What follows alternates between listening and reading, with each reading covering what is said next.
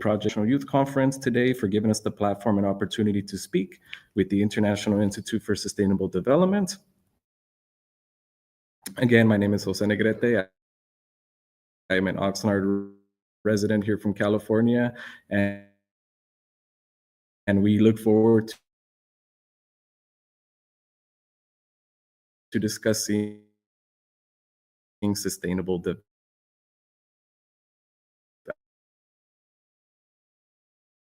development and what is going on towards the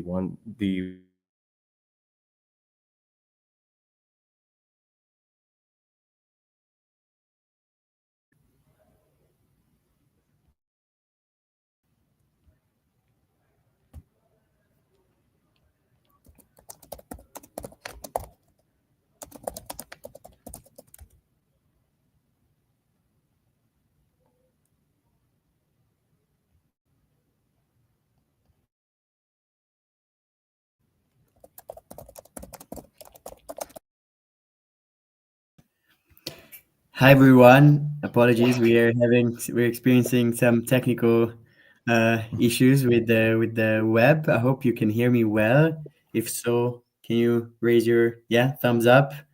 Great, thank you so much. So so as Jose mentioned, so we're very happy to be here, and thank you so much everyone for your time. And I would say we can start with the sharing the presentation.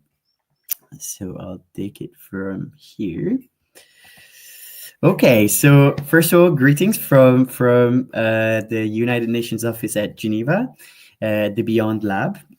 The Beyond Lab is the design space for social innovation of UN Geneva, and we're here together with our partners from the International Institute for Sustainable Development to really present to you two main initiatives that we really sort of are really walking the talk when it comes to concrete, meaningful youth engagement within policymaking.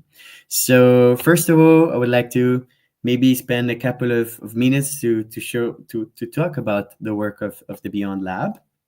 So the work of the Beyond Lab is really founded on one main pillar, which is the 2030 Agenda for Sustainable Development and the 17 SDGs. As I'm sure, and we're sure a lot of you here will know, the 17 SDGs are really and the 2030 Agenda is really one of the key example of multilateral agreements. It was set up in 2015. 193 states agreed on 17 goals, 169 targets, and more than 230 indicators to be reached by 2030, with the objective of eradicating poverty, tackling the social issues as well as the environmental one. So it was really one of the brightest examples of multilateral agreements that we have nowadays. We imagine if in 2025, 193 countries have to come together and agree on such a broad agenda, it's challenging, right? So we really know how exemplary this was. However, the latest reports on the progress that we made on the SDGs are not depicting a great picture, we would say. So unfortunately, only 17% of these goals and on our targets are on track with the objectives that we set ourselves in 2015. 18% of those are experiencing a moderate progress, but we are really lacking behind on more than 30% of the goals. So our work is really at the lab. We really have a double mission. On one hand, how can we advance the work and our efforts and our action towards achieving these goals, towards flipping this narrative and really turn this big scale into a green one, right? So how can we work together with different governments, civil society, academia, private and public sectors to really advance these goals through innovative practices, to lessons learned, on lessons to be learned. And this is sort of like is our main goal. But our second sort of main goal is trying to already work and trying to already understand what is a future of sustainable development and a future agenda beyond 2030 looks like. So we're really working across stakeholders to sense and understand what are the key elements and the trends that we have to look out for when shaping a new sustainability narratives. And within this conversation, we really identified 4 key elements that have emerged as needed for a development agenda to be really comprehensive and intergenerationally equitable beyond 2030. And these are the sort of like 4 key lenses and really the 4 key themes and DNA components that the Beyond Lab at UN Geneva and its partners really try to weave into every single project and initiative. So the first key element is around evolving sustainability towards regeneration. So how can we move from just sustaining into actually regenerating in a resource scarce environment? How can we really think within a circular and regenerative mindset, and how can we regenerate and the resources that we are sort of consuming at even a faster speed than we actually that we can actually allow ourselves to. The second part is the role of affective science. So the role of emotions, behavior in really driving action towards sustainability. What if putting the accent and putting the spotlight on emotions is really what can help us achieve and drive real change and real action towards the goals of the Agenda 2030 and beyond. And within this part of our work, we really concentrate and we really focus on one key emotion that we believe is one of the sort of like main lever for catalyzing action. And this emotion is constructive hope. The third big component that we sensed and as shaping the future of sort of sustainable development is one of the key a key element that shaped the very own definition, very first definition of development itself. So it's intergenerational impact. As a lot of you might know, the definition of sustainable development is the type of development that meets the needs of current generation without compromising the opportunities of future generations to meet their own. So here again, we're really putting the spotlight on how can we advance policies and decisions that take this key concept into account, not only from an implementation point of view, but especially from a design point of view.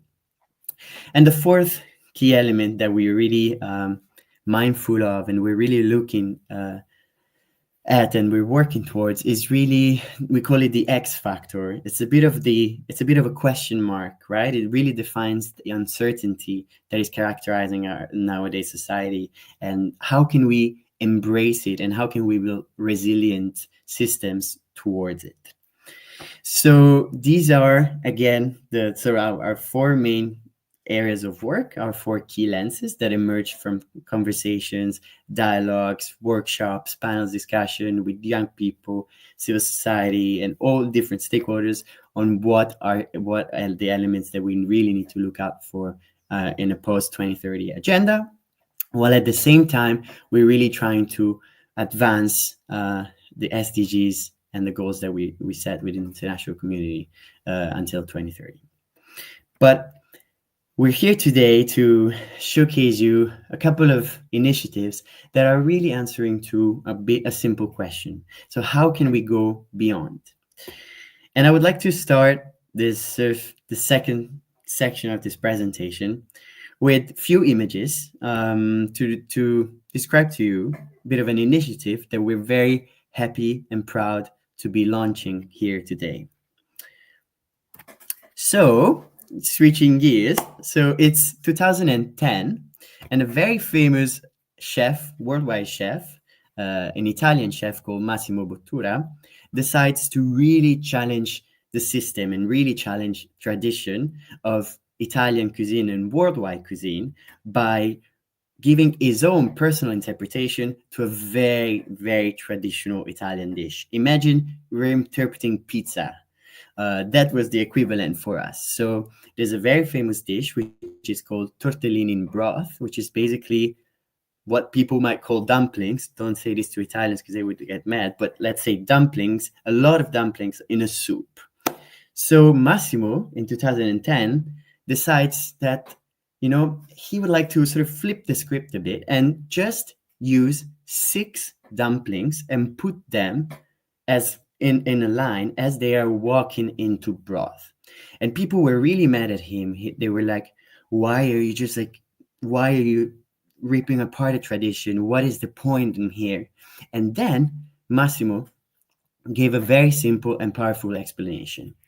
He wanted to use a different view of this recipe. He wanted people to focus on each and every single tortellini or dumpling that they were eating. He wanted people to regenerate their own hunger while eating one after the other. He wanted for people to concentrate on whatever they were eating, with avoiding fast consumption and really neglecting of what they were actually doing. So this was the real interpretation of regeneration for Massimo Bottura, for a chef.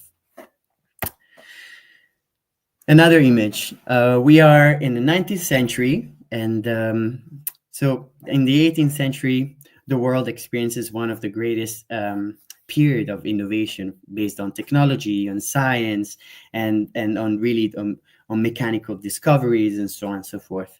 But at the end of all these discoveries and scientific discoveries, there was still lingering feelings within society. And this feeling was, what if there are some things that machines and science and technology cannot really explain?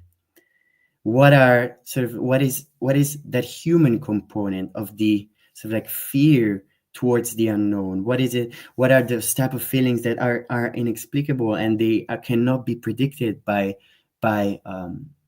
machines and science and technology? And what is the role and the position of humans towards such great unknowns? And this sort of thinking spurred a big movement which characterized the whole century of the 19th century, called Romanticism, which was really a literature movement, regarding the arts and many different disciplines, which put at the center the role of humans facing the unknown, facing the uncertainty, and facing that feeling like a grain of sand in the universe. So one of the symbols of these feelings, of these great unknowns, became this painting by Caspar David Friedrich in 1818 called Wanderer Above the Sea Fog. And that was the interpretation that he gave to the great unknown and the uncertainty. Third image, we fast forward a century and more, and we are in Norway with a very famous industrial designer called Peter Obsvik, that in 1972 he was obsessed with one single question. He really wanted to design something that could be used across generations, right? So instead of using and keep on creating new things, how can we build something solid that really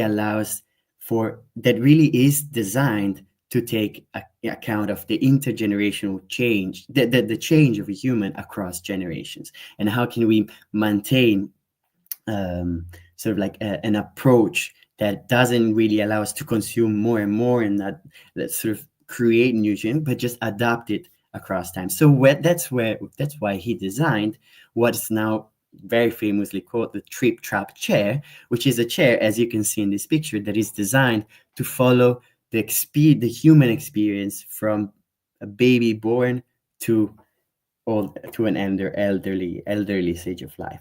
And so this was his own interpretation of how design can really embody intergenerational equity and by design and not only by implementation. And that was his way to make sure that we don't just overconsume and overproduce for the future, creating a debt towards the future, but we really adapt our designs for our growth. Last picture, I promise. Very few explanations needed. So Emily Dickinson, one of the best, most renowned poets and literary figure of the 19th century, was sort of brainstorming with herself, was thinking what is it that sort of allowed her to resist a very difficult and precarious condition, and that was for her hope. And what is the meaning that she gave to hope? And that's where she drafted one of her most famous poem, which became one of the most famous poems of global literature, which is "Hope is the thing with feathers." And here you can see her beautiful poem. So this is her own meaning, her own interpretation of hope. So why have I showed you these four pictures? Why did I start with tortellini? Maybe because I'm Italian. I'm a bit biased. No, so even though I wish, but I showed you these four images that might seem a bit random, but with really two sort of like two objectives that are the objectives that are defining an initiative that we're very happy to launch in a few seconds. So the first one is that, as you can see, we saw examples of how a chef would interpret regeneration, how a designer would interpret intergenerational equity and that to the future, how a poet would interpret hope, and how a painter would paint the great unknown. Here you can see how the different elements that we talked about before are not just talked into UN rooms or multilateral rooms, but are really in every single part of our society, from the plate that we eat to the chair that we're sitting on to the painting that we're watching. So acknowledging this really allows us to understand that sustainability is not something unrelatable to our lives. It actually is a way of living. And the second objective that sort of like we hope that this conversation is bearing is that, as you can see, these people are living across different centuries and across different disciplines and across different backgrounds and human experiences and life histories, yet they all converge and they all contribute to create one unique meaning to key concepts defining sustainable development, but from different points of view. So what are we here? We are here also to sort of highlight how, in order to act on something, first of all, we have to understand the meaning of that something and what that meaning is for different people across society, to show the complementarity of the different meanings that we give to something, and to really try to understand that there are different approaches that can lead sort of like to something that is at the end and at its core something universal. So with these two sort of objectives and principles in mind, I'm very happy to officially launch today here with all of you the Beyond's Challenge, which is a challenge designed by the Beyond Lab at the United Nations in Geneva, in partnership with the International Institute for Sustainable Development and with the support of the German government, and it's a challenge to really ask all of you to give your own interpretation to four key elements and lenses that are really defining that we sense that would define the conversations on sustainable development beyond 2030. And again, these four main topics are regeneration, that we interpret as the shift from sustaining to restoring and really renewing and reimagining and eventually healing. The second element is, again, the great unknowns, which is, in our opinion, but that is just our own interpretation for inspiration, but really feel free to provide your own, is really the shift from controlling to accepting that the future is uncertain and complex, and how can we build resilience towards it. The third element is the depth to the future. So the shift from short-term thinking to a long-term thinking that is based on intergenerational equity and fairness. And the fourth component is constructive hope.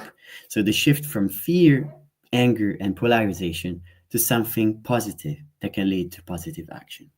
So with this challenge, that you can scan the QR code in this slide, or you can go to www.beyondaction.org and select the challenge, you will be able to participate into a global competition to provide your own meaning to one of these four beyonds. You are a chef and you want to create a recipe on the regeneration, challenging the recipe of Bottura, please do so. We'll be happy to hear you. You are a mathematician or a scientist or a statistician having the best formula to calculate the depth to the future. We want to hear from you. You are an artist, you're a designer, you're an architect, and you want to design something that really exudes hope at its core. We want to hear from you. Are you a sculptor wanting to define the great unknown? We're here to really listen to you. And what this whole competition wants to also achieve is how can we hear from you in the most effective way and leverage it then the role that the United Nations has to really connect this interpretation into real multilateral sort of rooms where global decisions are made. This competition is open to all paths of life, so no matter your background, you're really invited to take part to this initiative. And also it's meant to be a conversation across generations. So I know that we are in a youth conference now, but of course intergenerational equity is one of the DNA characterizing not just our work but also your ethos. So feel free to scan and take part to the challenge. And there are some exciting opportunities that sort of like little prizes coming out of these competitions. So the first one, the very best ideas per category will be sponsored and fully funded to come to the United Nations office in Geneva and be presented at the United Nations office in Geneva in the Beyond conference later towards the end of the year. And it will be a unique chance to really present your own idea in front of members of the government, civil society, and really the global community. Other prizes include special featuring of your own idea and your own interpretation of the Beyonds through different channels. For instance, the official UN Beyond Lab podcast and UN Beyond magazine that you can find in the www.beyondaction.org, but also publication of your own sort of idea within the International Institute for Sustainable Development SDG Knowledge Hub. And another exciting opportunity. So at the Beyond Lab at UN Geneva, we recently launched a residency program inspired by the artistic residency, where residents from across disciplines come with the UN and come to the UN and work with us at the UN in Geneva to really come up with cross-disciplinary solution that make two different words speak to one another towards issues of sustainable development. So these are few of the main prizes, but of course there are more exciting ones to come, and we will really be happy to see you all participating to this. And with that, I would like to we have a bit of time still, so I would like to sort of warm up a bit. So we prepared a little game in a sense for you to really understand what do you think this sort of beyonds mean to you out of the blue now. So no preparation needed. We really want to sense and feel what your understanding of this is. So feel free to scan this QR code. I'm going to leave it up for a few seconds while I share.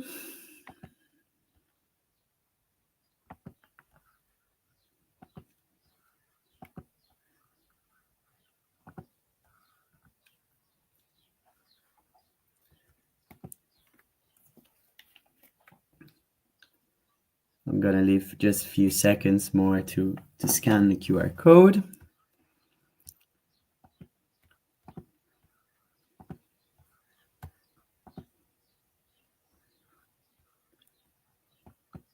Okay, I'm switching now few bit of extra time while we while we figure out the technical issues.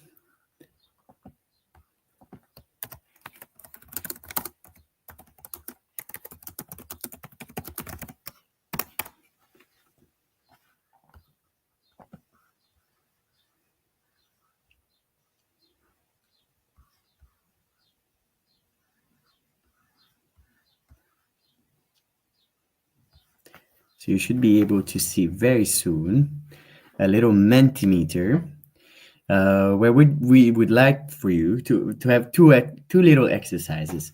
First one is really a word association exercise. So when we speak about each of the four beyond, what is one word that you would associate with them?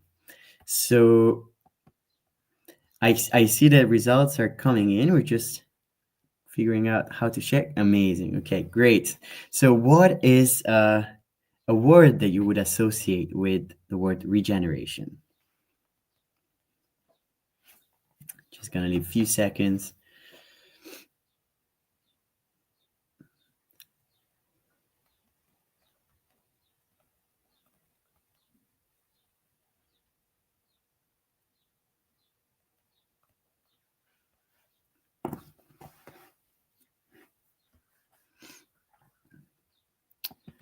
Okay, while answers are gonna come in,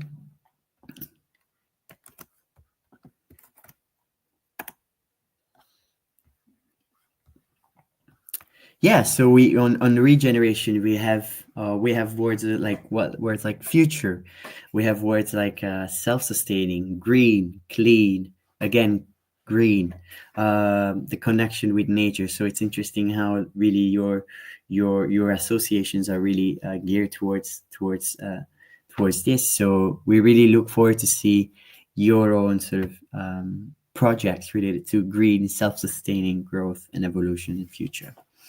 If we pass on to the next word,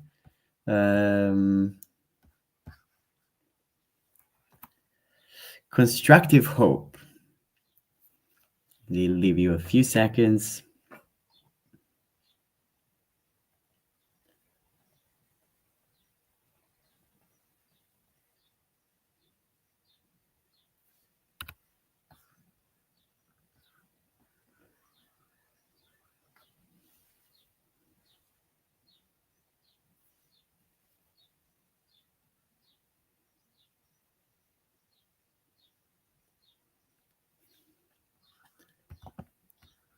I think we need to refresh the browser.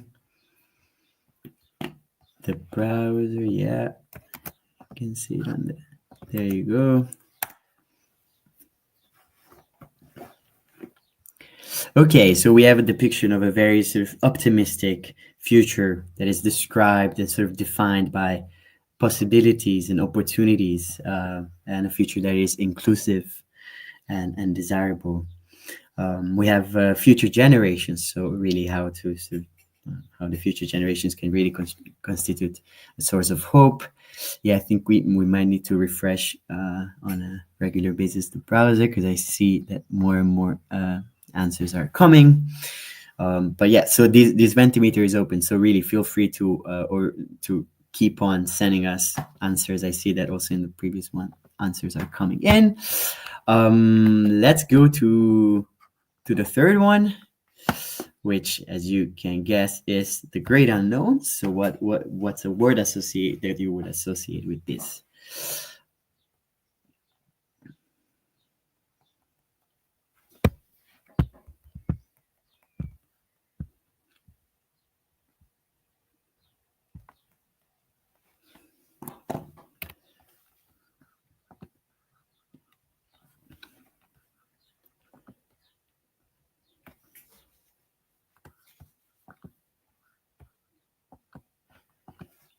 Okay, we can refresh. I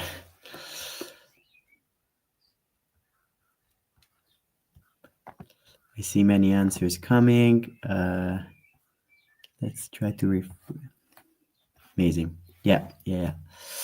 Okay, so we have a big focus on resilience, but we also have the sort of like on the potential of a great unknown. So sort of like a glass half full, but we're also I really like that we also have a quite of a realistic view on it, and how can also create risk, and especially also like I like the mention of anxiety. So like how can we be real about it, and the fact that even we can be faced with sort of an anxiety and an instability towards the future, but how can we show, again, I love that the word resilience is really there, big at the center. How can we show resilience towards it, and how to really unlock the real potential, and how can we accept the reality of fact towards something that is constructive.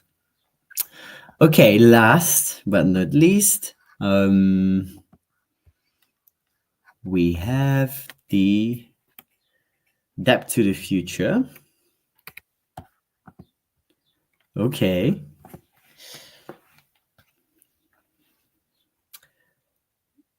What is your own interpretation of the depth to the future, the idea of depth to the future?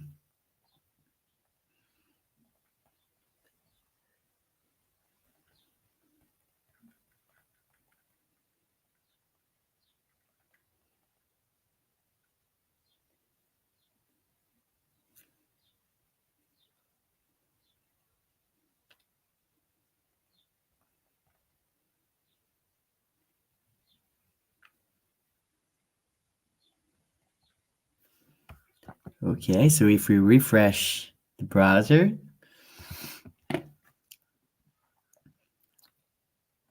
I see a lot of answers coming in.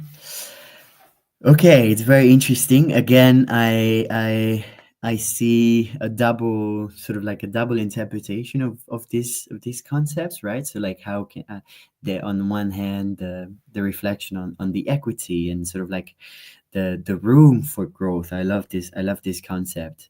But at the same time, how can we sort of how can we consider the burden and the loss, I guess, also about the resources that we have now, or so like the potential and the opportunities that we have now within this context. So I see that answers are coming in as we refresh the browser, but that's great. So this was a bit of a refresher, and in the last 4 minutes that we have, I would like to go to the next little exercise, which is a bit of a longer one. And in my view, I would like to ask you, in my view, if you could select then the beyond that spoke to you most, how would you define that? So a very short answer. For instance, in my view, what Emily Dickinson would say? In my view, hope is that thing with feathers. What would be your beyond, right? So let's see if we have some. I'll give you some time because I know it's a bit of a longer exercise for those online and in the room. Again, we're gonna leave this link open, so really feel free to share answers as they come.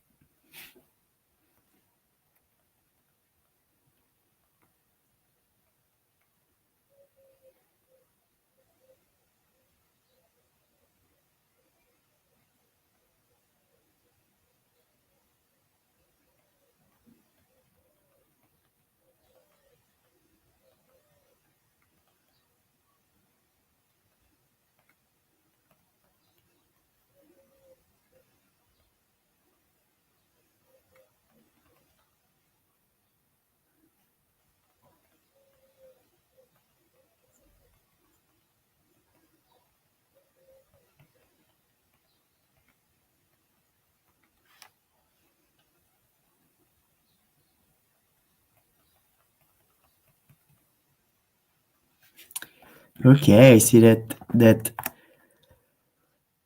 the answers are coming in. I mean, there are many interesting ones. For instance, I see, in my view, that to the future is a future without weapons. It's very powerful. Thank you for sharing this. I love that this hope is intertwined with faith in knowing that there are possibilities for a better outcome and a better future. So we hope that really, like, an initiative like this can really inspire us to not be afraid to show our own interpretation of what our own possibility is for a better future. Let's read a couple more and then we stop. In my view, hope is the emotion needed to move from anger to acceptance and forgiveness. Fantastic. I think, yeah, I mean, we all need this reminder sometimes. Hope is the seed of innovation. Amazing. Let me go up a bit. Hope is creating an internal mindset change that allows creative exploration of thoughts and ideas to potentially become real through persistent application, perseverance. Wow, I'm very surprised that in a few minutes these very deep thoughts are coming up. But anyways, again, as we mentioned, feel free to keep sending to the Mentimeter, but even more to further elaborate what your thoughts are within the actual challenge. So if we could go back to the slides. Wait, let's... Perfect. So we're very excited to be launching the Beyonds Challenge at the 11th International Youth Conference here in UCLA. This competition will open now as of this moment, and will be open until the last day of August, so 31st of August 2025. And sort of the winners and the best ideas and the judges will be the judges will be announced. The judging panel will be announced towards the end of the challenge, and then in terms of timeline, all the different answers will be reviewed, and all the different events and opportunities and so on will be announced and unfolded throughout autumn 2025. So with that, I'll stop talking and I'll hand over to my colleague Natalie to showcase you another very interesting initiative that is currently going on at the lab together with his partners. And again, I would like to thank all of you for your attention. I would like to thank the 11th International Youth Conference colleagues for the opportunity. And we really want to encourage you to take part in this initiative. Share it across your friends, your artsy friends, your math friends, your science friends, and all the different sort of disciplines that you may think of, and really join the movement and craft the Beyonds with us. Thank you so much. Fantastic. Thank you, Davide. And good morning or good afternoon, depending on where you're joining us from, also from my side. And I'm also going to start by thanking you again for the opportunity to present. My name is Nathalie, and I also work at the Beyond Lab together with Jose and Davide. And today I'll be speaking about the Youth Moving Beyond GDP initiative. And I'll sort of be structuring this part around three main questions. Maybe if we could move to the next slide, that would be fantastic. Thank you so much. Sorry, fantastic. So this is the Youth Moving Beyond GDP initiative, and I'm going to speak sort of about the why, the what, and the how. So why did we launch this initiative here at the UN? Sorry, if we could stay at the first slide, that would be super. Thank you. What is it and how it will operate? So this is now the slide on the why. So this initiative really comes from the fact that, as David has already mentioned at the beginning of our session, that sustainable development is really rooted in intergenerational equity, meaning this idea that we have to meet today's needs without compromising the ability of future generations to meet their own. But however, if we look at our current systems, they tend to prioritize short-term economic gains, often at the cost actually of long-term sustainable development. And one of the reasons is that actually GDP is often the dominant measure to measure progress and well-being. And this really reinforces this imbalance that we see, because we focus only on the economic aspect, that is this gross domestic product, GDP, and we completely ignore the environmental or social dimensions, as well as the long-term consequences.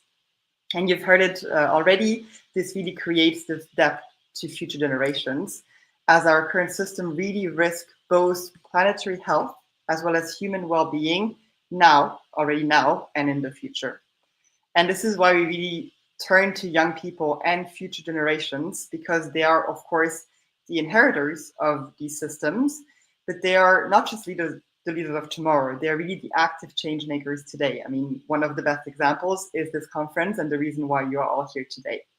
So really, our perspectives on sustainable development are and have always been essential to promoting sustainable practices or social innovation, creative economies, etc. All these approaches that we're looking at the lab. And this is why we say that intergenerational perspectives must be central when it comes to transforming how we measure progress and well-being. So I'm going to move to the next slide of sort of the objective of this initiative. So this is why we have launched the Youth Moving Beyond GDP at a very specific moment. So at the Summit of the Future last September, all UN member states have agreed to urgently develop a framework on measures on progress on sustainable development that complement or go beyond GDP. And now that we have all UN member states' commitment, the Youth Moving Beyond GDP initiative responds directly to this agreement by ensuring that intergenerational equity will be part of this process. So again, building on the convening power of the UN that Davide also already had mentioned, the objective very concretely is, one, to foster inclusive, transformative engagement of young people, and second, to promote the needs and interests of future generations when it comes to designing these new measures of progress to go beyond GDP. And our goal, very clearly, is to break the current intergenerational glass ceiling that we have in economic discourse. And like everything we do at the lab, this initiative is in partnership with two partners. One is Rethinking Economics International, which is a global network of students campaigning for a new way of teaching and practicing economics, and UN Trade and Development, UNCTAD, which leads the Beyond GDP work here at the UN. So how are we going to break this glass ceiling? We will have four main key activities as part of this initiative. The first one is really, how do we get meaningful, inclusive engagement of young people and the integration of these intergenerational perspectives in the convenings and the processes, both at the UN and beyond. The second will be publication and dissemination of policy recommendations from young people, including on the needs of future generations, that we really also build on the insights from the global youth ethic competition, which I will also mention in a second. The third will be the creation of a youth network,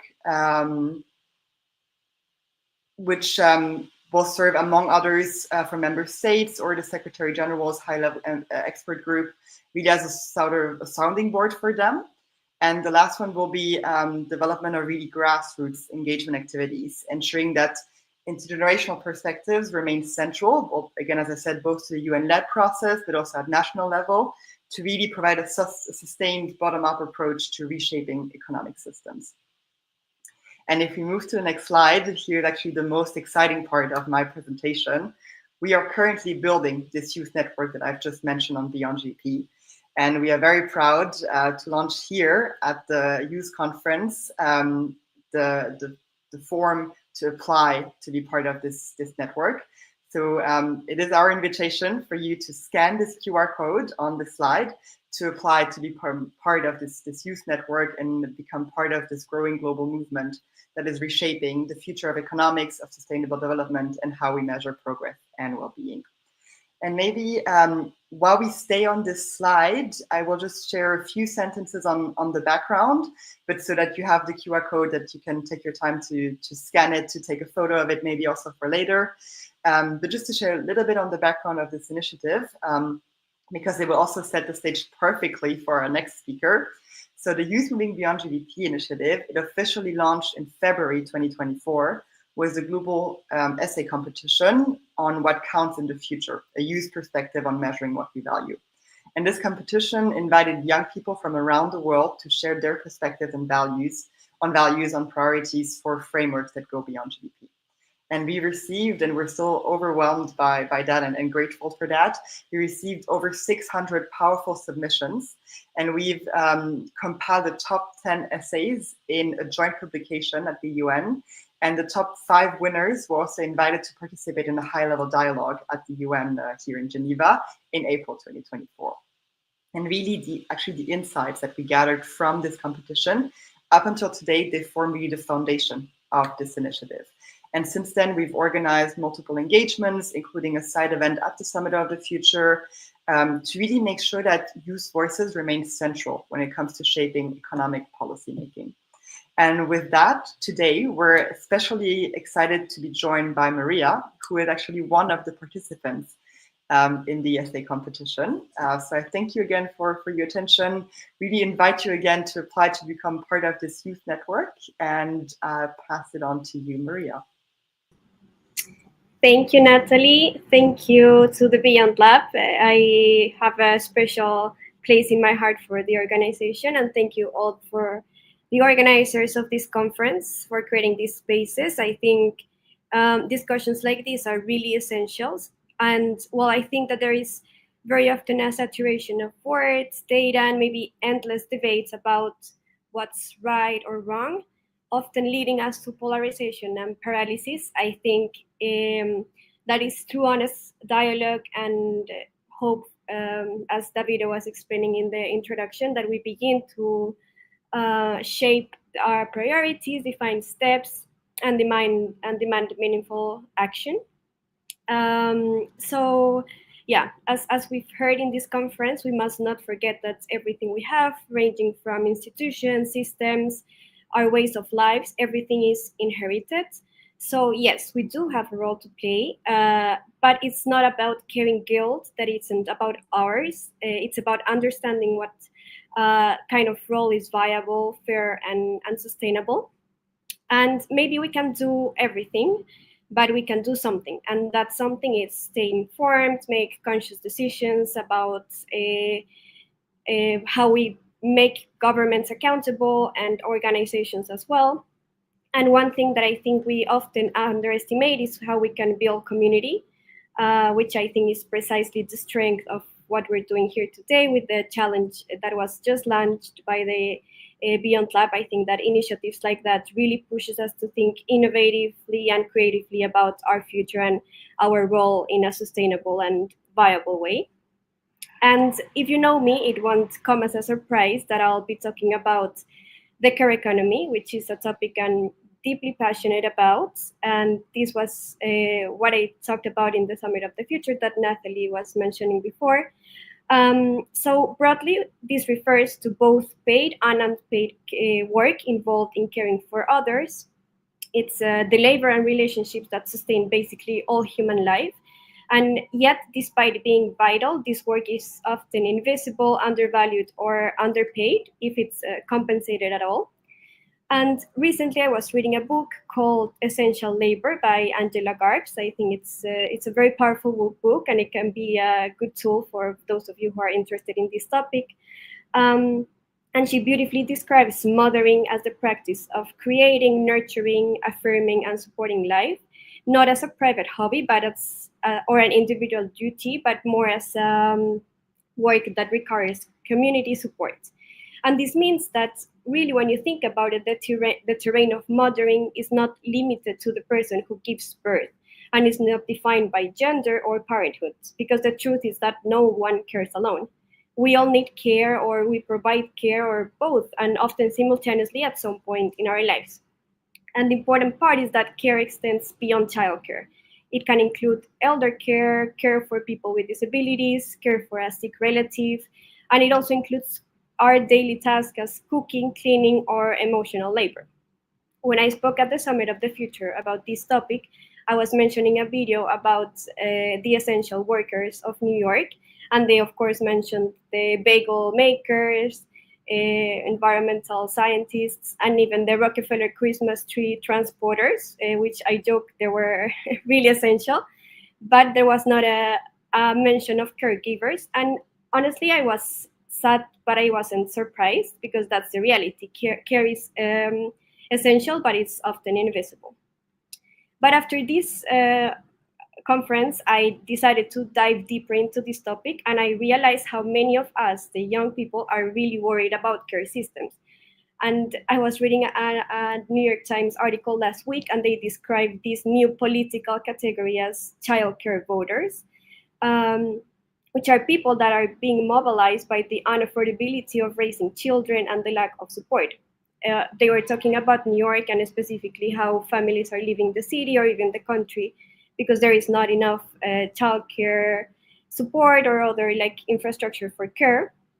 We have mayor elections coming up soon, and mayors are apparently paying attention to this, but we'll see what it comes out of this. But my point is that this is, of course, not a problem only of New York. It's a problem that is involving all of us, and it hides deeper problematic realities. In fact, globally, women spend nearly 3 times more time on unpaid care than men. And in some Latin American countries where I'm from, this figure jumps to 7 times, and in India is even 8 times more. So also caregivers often come from lower income households, particularly in rural areas where resources are very scarce, and these disparities reinforce also gender stereotypes and remain one of the most significant barriers to women's full participation in the workforce. So here we can start to see how this is really a deep problem, and it's not about who's going to take care of my kids if I want kids in the future, or who's going to take care of my parents or my siblings or other relatives. According to the Inter-American Development Bank, women in Latin America and the Caribbean are responsible for 71% of the time spent caring for others and 77% of unpaid household tasks. So, of course, this limits our ability to work, study, or even rest. And I think this is a topic where we really need to pay attention, and us as younger generations focus our efforts because it really concerns us. One key point, though, that I want to make clear is that the rights of caregivers and care recipients are both at stake and at risk when systems fail. On one hand, reducing women's unpaid care work can, of course, advance gender equality. But then, on the other hand, without replacing this care with adequate and well-remunerated services, the well-being of those benefiting from the care activities will suffer. And this is why we must carefully balance affordability and accessibility for families, but also ensuring fair compensation and dignified working conditions for care workers at the end. And here is where we see how everything and everyone at the end is interconnected. One initiative I always highlight in these conversations is the Care Blocks, or Manzanas del Cuidado, which was launched in Bogotá, Colombia in 2020. And these are neighborhoods that centralize essential services for caregivers, which are, again, primarily women, and those who they care for. So basically, the program recognizes, reduces, and redistributes unpaid care work while promoting gender equality, improving well-being, and helping break poverty cycles. So this is a type of example that we have of really thinking beyond and out of the box to implement care really as the center of public policies. And I know that are similar models emerging in, for example, Mexico, Uruguay, and Chile. This is only in Latin America, but I'm sure we have examples around the world. And even for those who are talking still in GDP figures, because I guess we as younger generations also have to acknowledge that, how to approach this traditional speech. This is not a question of only social justice or a moral obligation. It's really a powerful economic argument. According to the United Nations Development Program, if unpaid care work were monetized, it would represent really a 9% of global GDP. And in Latin America, this figure ranges even from 15 to 24%, which is more than many industries by itself consider. So here we can see really the potential that is hidden behind figures like GDP, that we know it doesn't make justice to what's happening around the world, right? Even the World Economic Forum estimates that $1.3 trillion investment in social jobs, including this in the care economy, could yield a $3.1 trillion increase in GDP and could create over 10 million jobs only in the US. So once again, these figures underscore a broader point, and is that GDP alone doesn't capture the full value of care or the real drivers of well-being and economic resilience, and at the end, how our world is moving. Care work has always been central to human life, and this is why it must be central to intergenerational conversations as the one we're having today, and this is why I like to talk about the care economy in spaces like this, because I think it's really at the core of these dialogues. And at the end, societies thrive when generations are connected, sharing wisdom, energy, and support. So to truly value care, we need systems that honor those who care for us and reflect the kind of society we aspire to be in the future, or even nowadays we can start acting. I think most of our generation understands that care is something that can be taught and learned and is not exclusively the role or responsibility of women. But I've come to a conclusion, and is that changing mindsets is not enough. We really need structural investments and a cultural transformation to really see change. And since care systems, in particular in both paid and unpaid care sectors, they also involve a range of public and private stakeholders, which must be involved in any policy change we want to make. And we have to understand their interdependent relationships. So I think there is a big work to be done there.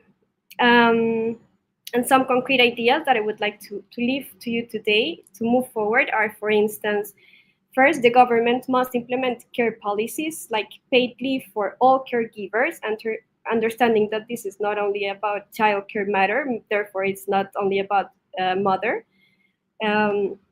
Second, the private sector should offer flexible work and invest in care infrastructure. The civil society must advocate for better data collection to reflect real needs, and at the end have policies that really answer those needs. We don't need more data and more information just to have more data and more information if we're not going to do anything with that.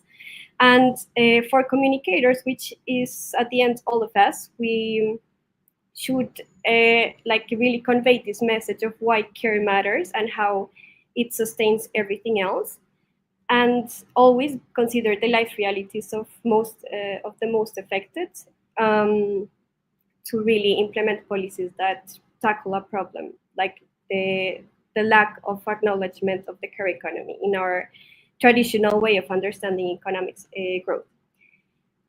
So yeah, basically rethinking care economic forces us to redefine what we value, confront outdated economic priorities, and begin to build a more inclusive and resilient future.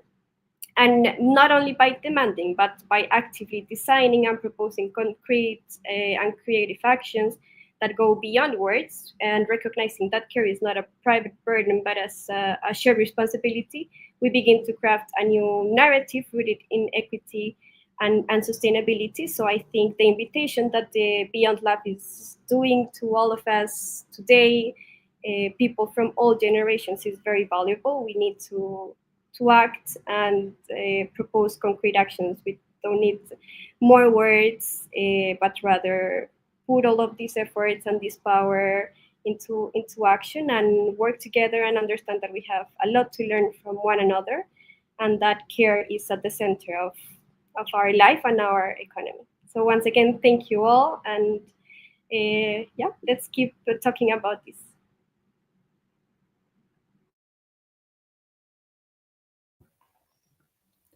Thank you so much, Maria, for your time and for being with us today, and really for taking part, first of all, to the Youth Moving Beyond GDP initiative with such a brilliant essay, and really highlighting the fundamental importance of care economy, caregivers within that. So with that, it's really our pleasure to introduce Livia Vidzikova, which from our partner institution called International Institute for Sustainable Development, to give us an overview on the work that they're doing.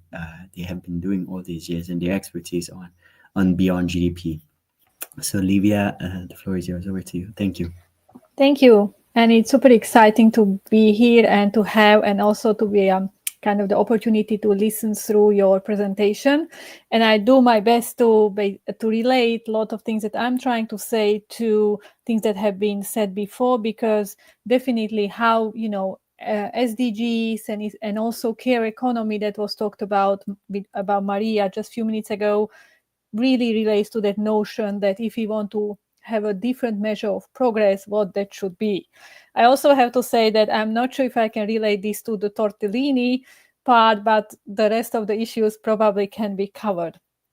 So I'm going to talk about two things very briefly. One is kind of our approach, and it's really what we found and what we learned by trying to do an estimation of an index to move beyond GDP in 3 countries, and especially on the country ownership side. And then what we learned through this process about the readiness of the educational systems, the learnings and skills that students acquire during their education at universities to actually be active participants, be the advocates for moving beyond GDP. And they can also, take this skill set in their first jobs as young professionals to be in position to implement such measures that aim for moving beyond GDP. Next slide. So, as it mentioned earlier, and I think Natalie mentioned it, so the Summit of the Future in last year, September 2025, ended up with a recommendation or a request for the world leaders to come up with a limited number of indicators. And this is something that, when we talk SDGs with over 170 indicators, this is supposed to be the other side of the story, which will have a limited number of indicators that can grasp the core of well-being and development progress and help countries to complement GDP. So this process is in progress, but as a leading to this, to the Summit of the Future, the UN Secretary General published a series of policy briefs, and in one of them, he clearly stated that the challenge with GDP is that it's really not able to capture the complexities of current society and the urgent challenges which we are facing, including climate change, growing inequality, environmental degradation, and other things that are simply not captured by GDP. And what he called for, and when we say we want to have a limited set of indicators as a finding from that working group that will be announced to address the request from the Summit of the Future, would be to move towards a metric that is robust, concise, widely accepted, comparable, similar to GDP, and that countries can do it. So it's country owned. And so what we try to do is to attempt to test, can something be done now, or we have to go on a journey of like 5, 10, 15 years until every country or most countries in the world can do it. Next slide, please. So in the document, the policy briefs, Secretary General also announced kind of 4 core ways how we can go about moving beyond GDP. One is using indicators and dashboards that are also similar to ones we have around SDGs to measure well-being. The second was, let's use indicators that are out there, they're already being used, countries know about this. That one thing, as an example, was listed there was the Human Development Index, or the HDI, or the multidimensional poverty index that measures different aspects of the poverty, not just the income deprivation. The other index was suggested there, something called comprehensive wealth or inclusive wealth. This is an index that kind of tries to complement GDP. And as GDP focuses on the short-term income, the wealth trying to measure the wealth, the richness, the assets that the country has to generate that income. When we think about this, even in our personal lives, so in households, we can see that the household could have certain assets, a housing, a car, you have a skill set that you can then get a job and create an income. But that core skill set, that those assets that we have as an individual, as a household, as a country, we need to develop so that we are growing those assets as well, not just creating the income. Because if we create an income on an expense of these assets, for example, under overusing natural resources and not maintaining them, the income in the future may be deprived. The last point, and this is also relates to Maria's point, what the Secretary General also emphasizes, that we need to account for gender aspects, inequality. And here is the strong thinking also these days about how to account for care economy and informal labor in these new matrices to move beyond GDP. Next slide, please. So when we think about beyond GDP or measuring wealth at the country level, the definitions, and these are studies led by the World Bank, that they publish a biannual assessment with a very robust methodological basis. The last one was published last year. And then also there are efforts by UNEP that they call it inclusive wealth, but they are very similar. And they define that there are kind of 5 assets that the country should have to be wealthy, and they should develop these assets.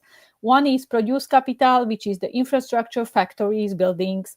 Other one is natural capital, which is nature, ecosystem services, land, agricultural land, forest, fisheries. So anything that kind of creates an economic benefit, but also those that are not directly or easily measured in monetary terms.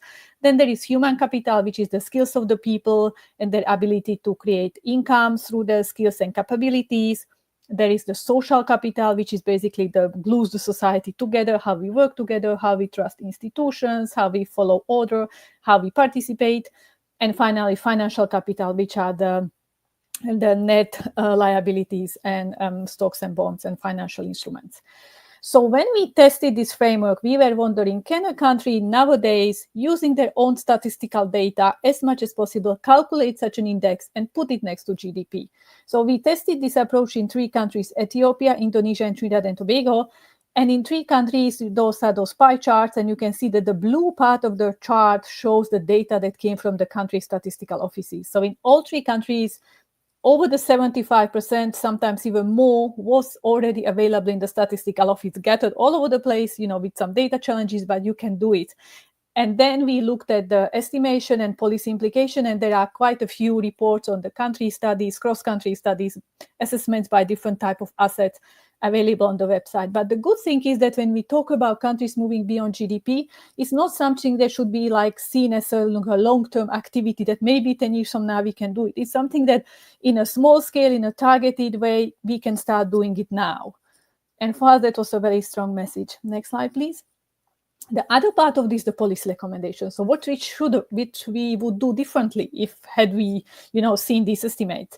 So kind of few differences would be, and this is something goes back to the critique of GDP, is around very often over time, the produce capital is invested into building infrastructure that is related to a lot of fossil fuel-based industries or allocated to very few industries that in long term create a lock-in effect in the country. So let's say if they want to diversify, it's a huge challenge because they invested too much in a very few set of type of produce capital. The second is a strong and obvious underinvestment into natural capital, very limited investments into improving, let's say, soil health, managing ecosystem better, doing more sustainable forestry, and these things that could build the natural capital wealth. And also in human capital, many biggest asset of a country are their people and how they can basically use their skills and capabilities to generate income, which is then measured in GDP. But what we've seen is that in many countries, the investment into human capital, when kind of they reach a certain point, it starts to stop there and it's not increasing.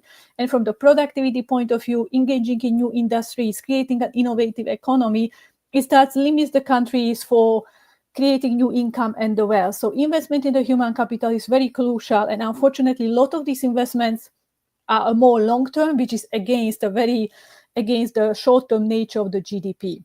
So this is kind of the thing you can expect from an index when you start to measure beyond GDP. Next slide, please. So now what we try to do is when we implemented this work, we worked with 3 universities, Mekelle University in Ethiopia, Universitas Indonesia in Indonesia, and the University of West Indies with their campus in Trinidad and Tobago. So while we were doing this work, we also learned a lot about how the educational system and education of young professionals is done while trying to move beyond GDP and do the index in the 3 countries. Next slide, please. So when you look at the estimation, so this is our small team in Trinidad and Tobago. And so we were looking at, first of all, how we can work with students, postdocs, PhDs, master students to help us to do specific estimates, how they can connect with their own statistical offices and other data holders in their country to collect the data, and what kind of relationship creation between the university and these agencies can be done. What are the policy implications? Who within that university setting and different skill set can address? What would be the different policy pathways that countries could take if they have beyond GDP data? And then finally, what it means, kind of going back to the university system, what it means, how the education is structured within this topic, what it means for skill development and teaching effort. Next slide, please. So what we found is that there is definitely a space when you're talking about beyond GDP for skill development, because most of the students, when we work through in the 3 countries, and these are these 3 countries in different continents, so, we can't really say that somehow the educational system was traditionally similar and we are just seeing the same thing over again. But in these 3 independent systems, good universities, we found that the students had a really good understanding of what's wrong with GDP, what are the negative consequences of prioritizing short-term income, and instead of focusing on well-being and addressing well-being challenges. There was somewhat a decent understanding in different places. In some, it was limited in terms of the kind of the national account system and how the GDP is calculated, also looking at the system of environmental accounts and how we value environmental and goods and services. And that's where it started to get really kind of shaky. When we look at the other options to move beyond GDP, they are usually not really taught within these systems. There is also, especially when we look at like different indicator systems, dashboard, well-being indicators, indicators around, international indicators, they are often not even, we are kind of crossing the boundaries from core economic programs to move to other type of environmental, public policy, and other type of the programs, which limit the access of the students. Those that are good in data may not have the policy side, and those that have a policy side and don't have access too much from the indicator and data side. There is also an issue of collaborative. So these type of approaches definitely need to move the whole educational and the way how we teach students in a much more collaborative approach when you interact with outside agencies and develop partnerships. And again, kind of to move towards some sort of an integrated planning, which this beyond GDP thinking strongly encourages. And again, this wasn't really strongly present in the institutions and with their students that we worked with. So next slide, please. So finally, we are very soon about to launch our Beyond GDP educational tool. So our experiences from the 3 countries were summed up in a 4-module set. The first one kind of teaches what's wrong with GDP and the history, which is kind of, I think, the closest for any economist. Then we are moving about what are the approaches to move beyond GDP, how they are structured. Then we are looking at how the approach we tested can be actually done in a country setting, what are the data issues, how it can be operationalized. And then at the end, we have this whole module about how we can change policy, what are the implications of moving beyond GDP. The tool will be launching also in English, of course, and in Spanish and French. And it will be online and available for free, but we're definitely looking forward to collaborate with educational institutions who would like to use the tool, work with us on applying the tool and work with their students. So there will be also some additional materials on teaching help for teachers to use it to kind of include this kind of beyond GDP thinking in the educational curriculum at mostly the universities. And the last slide, so here is the links. So this is our project team. Here is the link. All the reports are there, and the tool will come there also very soon. Thank you for your attention.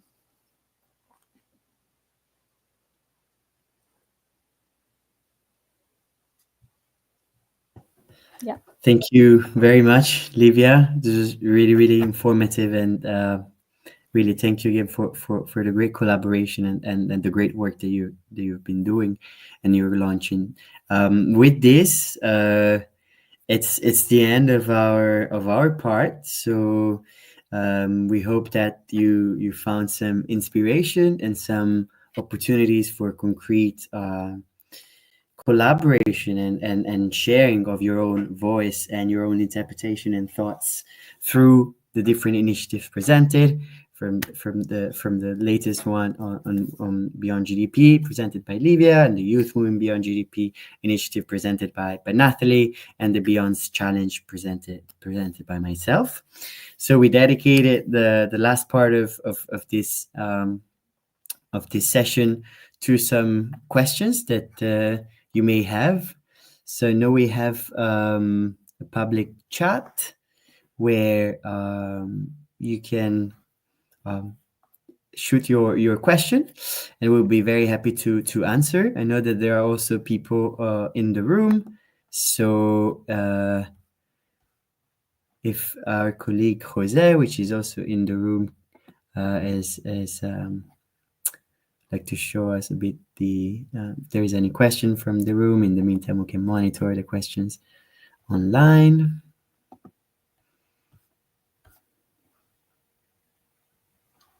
And we